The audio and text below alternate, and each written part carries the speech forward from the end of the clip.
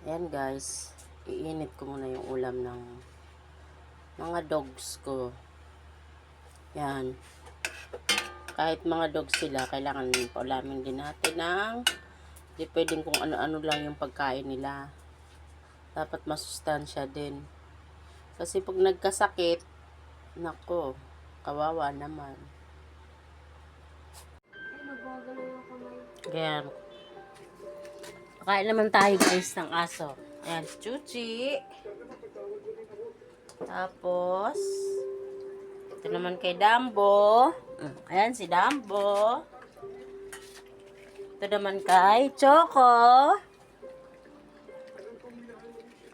Ito naman kay Nanay Cookie. Ginulong namin kasi may regla siya.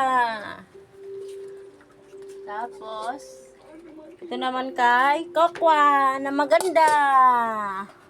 Yan, yung pagkain nila guys, kanin, atay, carrots. Ayan, si Choco. Ayan, yung nanay nila kinulong namin kasi may regla na naman. Baka masilisihan na naman kami.